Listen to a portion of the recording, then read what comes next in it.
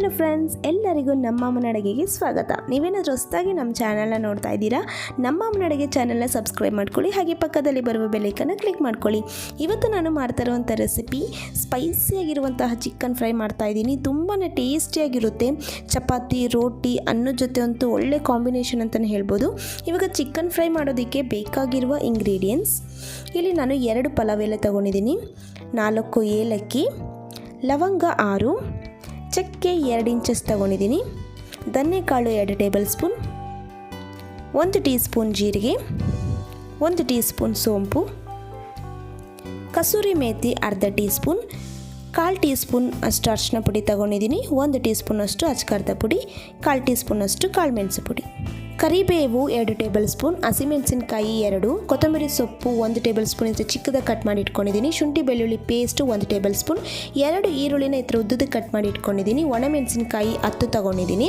ಇಲ್ಲಿ ನಾನು 1 kg chicken ಇತರ ಕ್ಲೀನಾಗಿ ವಾಶ್ ಮಾಡಿ ಇಟ್ಕೊಂಡಿದ್ದೀನಿ. ರುಚಿಗೆ ತಕ್ಕಷ್ಟು ಉಪ್ಪು, ಎಣ್ಣೆ 4 ರಿಂದ 5 ಟೇಬಲ್ ಸ್ಪೂನ್.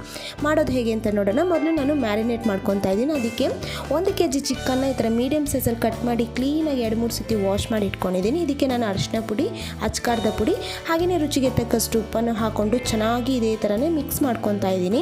ನೋಡಿ, ಇವಾಗ ಇಷ್ಟನ್ನು ಇಂಗ್ರೀಡಿಯೆಂಟ್ಸು ಮ್ಯಾರಿನೇಟ್ ಮಾಡೋದಕ್ಕೆ ನೋಡಿ, ಇದೆಲ್ಲ ಕೈಯಲ್ಲೇ ಚೆನ್ನಾಗಿ ಇದೇ ಥರನೇ ಮಿಕ್ಸ್ ಮಾಡ್ಕೊಂಡಿದ್ದಾದಮೇಲೆ ಒಂದು 10 ರಿಂದ 15 ನಿಮಿಷ ಮ್ಯಾರಿನೇಟ್ ಮಾಡೋದಕ್ಕೆ ಬಿಟ್ಟರೆ ಸಾಕಾಗುತ್ತೆ.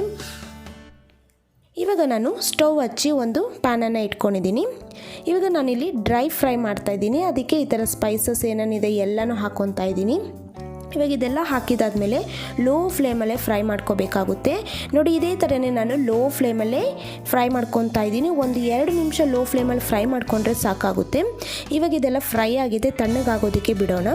ಇವಾಗ ನಾನು ಒಂದು ಕಡಾಯನ್ನು ಇಟ್ಕೊಂಡಿದ್ದೀನಿ. ಇವಾಗ ಇದಕ್ಕೆ ನಾನು ಎಣ್ಣೆನ ಹಾಕ್ಕೊತಾ ಇದ್ದೀನಿ. ಎಣ್ಣೆ ಹಾಕಿದಾದ್ಮೇಲೆ ಉದ್ದುದ್ದಕ್ಕೆ ಕಟ್ ಮಾಡಿರುವಂತಹ ಈರುಳ್ಳಿನ ಹಾಕ್ಕೊಂಡು ಚೆನ್ನಾಗಿ ಫ್ರೈ ಮಾಡ್ಕೊತಾ ಇದ್ದೀನಿ. ಈರುಳ್ಳಿ ಎಲ್ಲ ಟ್ರಾನ್ಸ್ಪರೆಂಟ್ ಆಗಿ ಗೋಲ್ಡನ್ ಬ್ರೌನ್ ಬರಬೇಕು, ಅಲ್ಲಿವರೆಗೂ ಫ್ರೈ ಮಾಡ್ಕೋಬೇಕಾಗುತ್ತೆ. ನೋಡಿ, ಇದೇ ಥರನೇ ಚೆನ್ನಾಗಿ ಲೋ ಟು ಮೀಡಿಯಮ್ ಫ್ಲೇಮಲ್ಲಿ ಇಟ್ಕೊಂಡು ಫ್ರೈ ಮಾಡ್ತಾಯಿದ್ರೆ ಚೆನ್ನಾಗಿ ಫ್ರೈ ಆಗುತ್ತೆ, ಕಲರು ಕೂಡ ಚೇಂಜ್ ಆಗ್ತಾ ಬರುತ್ತೆ. ಇವಾಗ ನಾನು ಶುಂಠಿ ಬೆಳ್ಳುಳ್ಳಿ ಪೇಸ್ಟನ್ನು ಹಾಕ್ಕೊತಾ ಇದ್ದೀನಿ.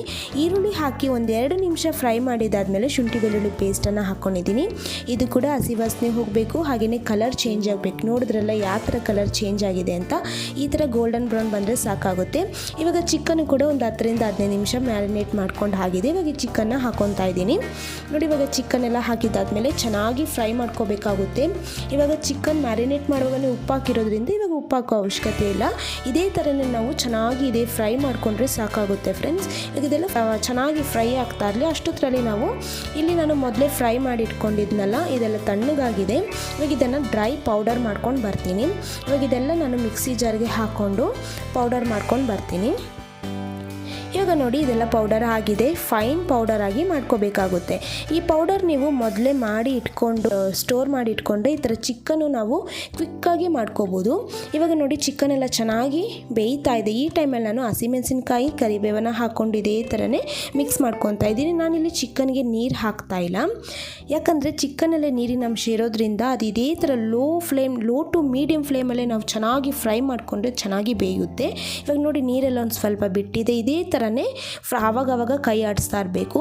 ಇವಾಗ ಒಂದು ಸ್ವಲ್ಪ ಉಪ್ಪನ್ನು ಹಾಕ್ಕೊತಾ ಇದ್ದೀನಿ. ನೋಡಿ, ಉಪ್ಪು ನೀವು ಈ ಟೈಮಲ್ಲಿ ನೋಡಿ ಹಾಕ್ಕೊಳ್ಳಿ.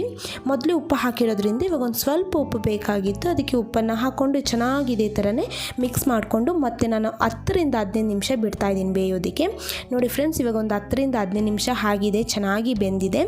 ಇವಾಗ ನಾನು ಮೊದಲೇ ಪೌಡರ್ ಮಾಡಿ ಇಟ್ಕೊಂಡಿದ್ನಲ್ಲ, ಆ ಪೌಡರ್ನ ಹಾಕ್ಕೊಂಡಿದ್ದೀನಿ. ಹಾಕ್ಕೊಂಡು ಚೆನ್ನಾಗಿ ಇದೇ ಥರನೇ ಮಿಕ್ಸ್ ಮಾಡ್ಕೋಬೇಕಾಗುತ್ತೆ.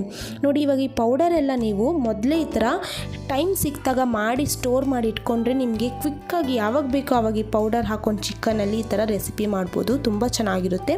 ಇವಾಗ ನಾನು ಕಾಳುಮೆಣಸು ಪುಡಿನ ಹಾಕ್ಕೊಂಡು ಒಂದು ಸತಿ ಮಿಕ್ಸ್ ಮಾಡ್ಕೊತಾ ಇದ್ದೀನಿ.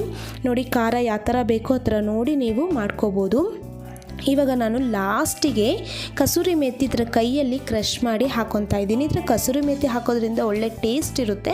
ಹಾಗೆಯೇ ಲಾಸ್ಟಿಗೆ ಕೊತ್ತಂಬರಿ ಸೊಪ್ಪು ಹಾಕ್ಕೊಂಡು ಒಂದು ಸತಿ ಮಿಕ್ಸ್ ಮಾಡಿಕೊಂಡ್ರೆ ಚಿಕನ್ ಫ್ರೈ ಎಲ್ಲ ರೆಡಿಯಾಗಿದೆ ಫ್ರೆಂಡ್ಸ್. ತುಂಬ ಕ್ವಿಕ್ಕಾಗಿ ಮಾಡ್ಕೋಬೋದು, ಟೇಸ್ಟಿಯಾಗಿರುತ್ತೆ. ನೀವು ಈ ಥರ ಚಿಕನ್ ಫ್ರೈ ಬಂದು ಚಪಾತಿ ಜೊತೆ, ರೋಟಿ ಜೊತೆ ಮತ್ತು ಅನ್ನದ ಜೊತೆ ಸೈಡ್ ಡಿಶ್ ಆಗಿ ಕೂಡ ಹಾಕ್ಕೊಂಡು ತಿನ್ಬೋದು, ತುಂಬಾ ಟೇಸ್ಟಿಯಾಗಿರುತ್ತೆ.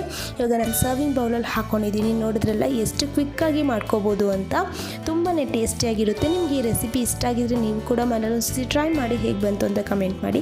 ಹಾಗೆ ನಮ್ಮ ಅಮ್ಮನ ಅಡುಗೆ ಚಾನಲ್ನ ಸಬ್ಸ್ಕ್ರೈಬ್ ಮಾಡ್ಕೊಳ್ಳಿ, ಪಕ್ಕದಲ್ಲಿ ಬರುವ ಬೆಲ್ ಐಕನ್ನ ಕ್ಲಿಕ್ ಮಾಡ್ಕೊಳ್ಳಿ. ಈ ವಿಡಿಯೋ ನೋಡಿರುವ ಎಲ್ಲ ವೀಕ್ಷಕರಿಗೂ ಧನ್ಯವಾದಗಳು.